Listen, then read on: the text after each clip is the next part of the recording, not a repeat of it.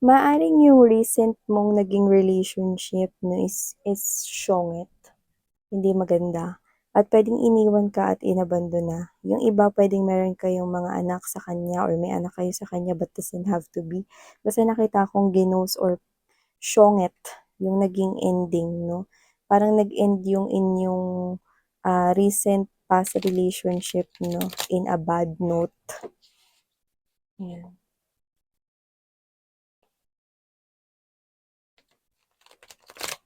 Pero kahit gano'n pa man, pinili mo at pinili mong mag-let go. So, nakikita ko rito that with the Ace of Swords energy, you are now seeing the truth, no? Na mas okay na talagang let go mo na lang, no? Kung sino man yung recent na person na yun, no, nakakonect mo rito. Kasi with this Four of Pentacles energy, gusto mong mag-invest, no? Dun sa talagang tao na alam mo na magpo-provide talaga, no? Ng service yung satisfied at kontento ka talaga, no? Serbisyo.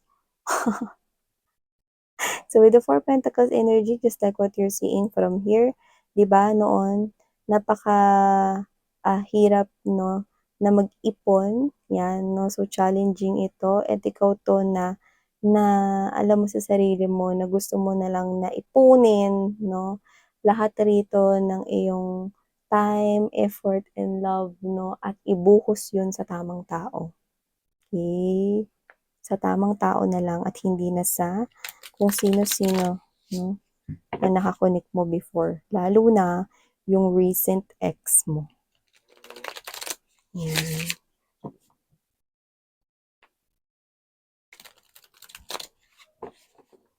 Okay, so let's go ahead and check this messages here for you guys.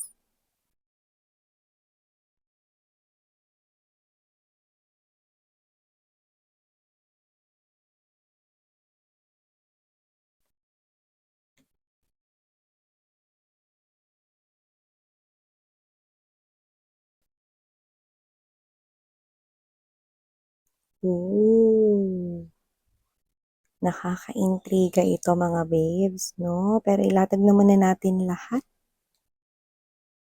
okey? Bago natin napag-usapan pa more, ano pang meron here? Posibleng kasamahan mo 'to sa trabaho or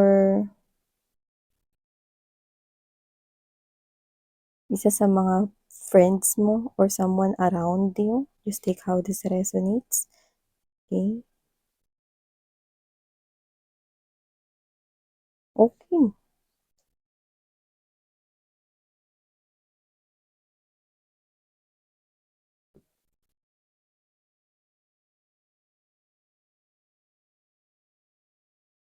Hey there mga my loves collective. Thank you so much for always staying here with me in the channel, babe. So before we start, no, ang reading na ito na pag-usapan pa more, let me just say hi and hello new subscribers. By the way, my name is Yan. Welcome, welcome. At sa returning subscribers, thank you so much for the warm love and support na binibigay niyo po sa akin here. So, meron pa tayong ibang mga channels. So, kung interested kayo, ang mga links po niyan ay nasa description box. So, yun nga mga babes, no, wala tayong gender here, ba, LGBT, lahat kayo, you can flip roles if you want, yan.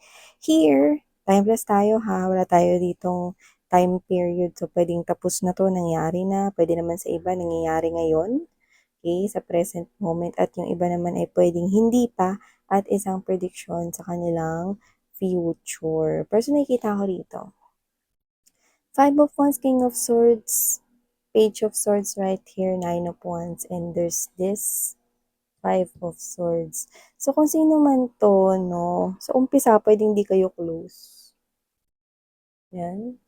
Sa umpisa, nakikita ko kayong hindi close dito. Actually, kung sino man siya, na, hindi naman sa parang may sarili siyang mundo, pero parang siya yung klase ng energy na mas gusto niya pa na magtrabaho kaysa maki-joiner sa mga chismisan or kwentuhan, ganyan, no? So, whatever it is, pwedeng kunyari kung katrabaho mo siya, no, tapos nag-uumpukan yung mga katabi niya, no, nagkikwentuhan sila siya, instead na sumali siya ron, okey? Siya 'to na nagfo-focus na lang siya sa mga ginagawa niyang trabaho or kung meron pa siya ritong trabahong puwedeng gawin, mga gano'n 'no.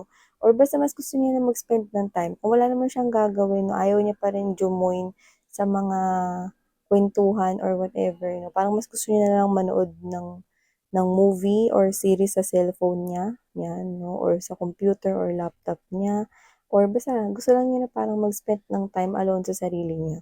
Hindi ko naman siya nakikitang introvert 'no, pero nakikita ko rito na parang gan'to siya, gan'to lang yung energy niya, gan'to yung ugali niya possibly, 'yan 'no. Pero here in your reading, dito nakikita ko na hindi naman siya yung as in ano, walang social life, Parang siya 'to na mas gusto niya lang i-spend yung time niya sa gusto niya, gano'n. So, kung papipiliin siya, hindi naman sa ayaw niya sumali sa kuwentuhan, kundi mas gusto niya lang, okey, mas gusto niya na puwedeng maglaro sa cellphone niya or manood ng movie sa phone niya 'no, gano'n. Okey, kaysa makipagkuwentuhan 'no. Kumbaga sa survey, mas gusto niya 'yun 'no, yung manood at maglaro kaysa sumali sa kuwentuhan. 'Yan, 'no, sa tsismisan. Dito nakikita ko rito na parang, whether katrabaho mo siya o kung sino man 'to around you nakikita ko 'no. Nakikita ko rito na nung una, wala siya ritong pakialam, okey? Meron kasi ditong mga ibang mga energies na involved with the presence of Five of Wands energy and the Five of Swords 'no. At dito nakikita ko na puwedeng ito ay grupo or, more than two na tao yung involved dito na puwedeng sabihin natin, kung itong person na 'to na pinag-uusapan natin ngayon 'no, with the King of Swords energy 'no, na walang pakialam na sa mga kuwentuhan or whatever noon 'no, like dedma lang siya, hindi siya nagre-react, tuloy lang siya sa ginagawa niya 'no. Eto, okey, etong mga 'to na sinasabi ko naman 'no, na more than two people 'no, ito yung mga klase ng grupo or puwedeng mga tao rito na posibleng, dislike ka or hindi ka gusto, okey? At puwedeng ikaw yung topic 'no, at alam nitong King of Swords na ito 'no, na ikaw yung topic, wala tayong gender, okey? Noon 'pag pinag-uusapan mga babes 'no, ikaw hindi naman sa parang galit ito sa yung King of Swords na 'to na parang wala lang siyang pakialam noon. Parang wala lang siyang pakialam noon 'no, sa paligid niya 'no and sa'yo, 'yan 'no. So, parang kahit may marinig siya, daan lang sa tenga niya, okey. Parang gano'n nakikita ko dito 'no. Like ayaw niya makialam, wala rin siyang pakialam. Ngayon kung pinag-uusapan kayo noon 'no, ng mga katabi niya 'no, na kuwentuhan, tsismisan 'no, kasi puwedeng hindi ka gusto nitong mga tao na 'to 'no, wala siyang pakialam. Pero ngayon, nakikita ko rito that with the Page of Swords energy and there's this Nine of Wands to this Five of Swords 'no. Dito for some reason nagsisimula na siyang mairita, 'yan 'no. In the present moment 'no, yung parang dating walang pakialam ngayon hindi na siya mananahimik pa. Okay, so magsasalita na 'to, 'no. So kahit hindi naman siya yung pinag-uusapan nitong mga 'to at ikaw naman yung pinag-uusapan dito 'no, ng hindi maganda, parang siya yung gina-G 'no. Lumalabas dito na parang naiinis siya 'no, handa na siya ritong magsalita 'no, parang siya 'to na parang bawiin mo yung sinabi mo tungkol kay collective, parang gano'n yung nakikita ko sa energy niya. Bawiin mo, 'wag mong hayaang magbilang ako, May gano'n 'no? So, dito mga babes 'no, nakikita ko rito na okey, hindi ko alam kung paano 'to nagsimula kasi hindi rin naman niya alam kung paano nagsimula, yun ang lumalabas dito, 'no. Hindi ko alam kung paano 'to nagsimula, kailan 'to nagsimula, pero nakikita ko noon na noon wala siyang pakialam sa kahit na sino 'no, sa inyong office or kung sino man sa environment 'no, ninyo 'no. Wala siyang pakialam dun 'no. So, nakikita ko rito na ngayon okey, for some reason, may pakialam na siya. Nagsisimula niya ng mapansin na rito 'no, yung paligid niya 'no, na parang siya 'to na iritang-irita na 'pag pinag-uusapan ka ng iba 'no, and then parang ganito na, "Alam niyo pre kasi" tawag nito, ano yung Tagalog? Parang basta sinasabi niya na parang ano, "Alam niyo kasi pre, 'pag ganito hindi maganda yung mga pinagsasabi niyo, eh." 'Yan 'no. And then parang sila, "Ano bakit ano bang ano mo, bakit may gusto ka ba kay collective? Bakit ka nagre-react ng ganyan?" Totoo naman, 'di ba? Ta's parang siya 'to na willing na siya ngayon makipag-away 'no, parang willing na siya ngayon na na ipagtanggol ka for some reason 'no. And dito, okey, linawin ko lang, wala pa tayong nakikitang love dun, okey? Wala pang love na lumalabas dun. The Devil in Reverse, Three of, Cups energy and there's this, Three of Coins. Ang nakikita ko dito is parang ang sinasabi niya 'no, kung sakaling tinatanong siya ng iba rito, "Bakit may gusto ka ba kay collective? Bakit mo pinagtatanggol? Bakit?" Ng ganyan 'no. Or ikaw baka nagtatanong ka rin sa isip mo na, "Bakit niya ginagawa 'to?" 'No. Dito lumalabas na parang ayoko lang kasi ng gano'n.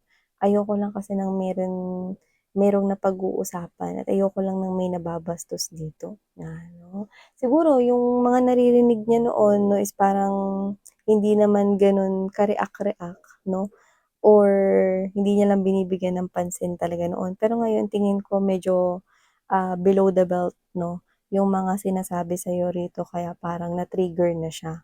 So nakikita ko rito 'no na parang sinasabi niya rito kung sakaling magtanong ka man 'no, kung sakaling awatin mo siya or malaman mo 'no na pinagtanggol ka niya 'no or nakipag-away siya rito na parang ikaw 'to na, "Bakit mo ginawa yun?" Ano, "Wala, ayoko lang kasi ng gano'n." Parang gano'n yung nakikita kong sagot niya, parang safe na safe, eh. Parang safe na sagot niya, eh, 'no?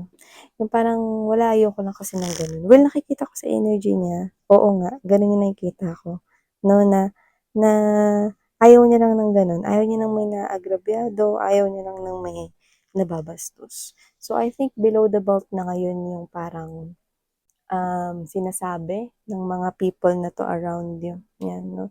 And I think dun na siya magiging open, okey, sa inyo right here 'no. Kasi parang kayo 'to na I think kayo 'to na makikipagkaibigan kayo sa kanya.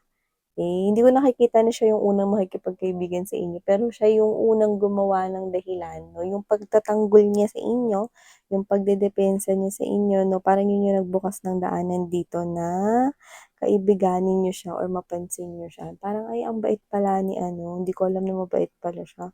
Akala ko ano siya, akala ko ghost lang siya rito sa ano, opisina." Kasi nga I think hindi 'to yung ano, yung labas ng labas 'no, ta's hindi siya yung maraming kasama dun sa office 'no, wala siyang masyado sigurong kausap sa office niyo or whatever. Basta yung iba doesn't have to be office 'to 'no, yung iba puwedeng sa environment niyo, puwedeng sa mga kapitbahay, mga ganyan, or puwedeng sa mga kaibigan mo, gano'n 'no. Dito nakita ko na na kayo yung susunod na gagawa ng movement 'no, parang pasasalamat sa umpisa 'no, pero dito nakikita ko na magiging close na kayo, 'yan 'no. Parang magte-thank you ka sa kanya at yung iba naman nakikita ko rito na with the Nine of Swords energy, ito, hindi kayo namomroblema rito, ang nakikita ko dito parang kinikilig-kilig kayo. 'Di kayo nakakatulog ng maayos rito 'no. So, nakikita ko na nagpupuyatan kayong dalawa rito 'no, kakausap siguro, okey, sa phone, 'yan, social media, messenger, direct message, IG, kung ano man 'yan. So, nakikita ko rito 'no na magiging close kayong dalawa 'no.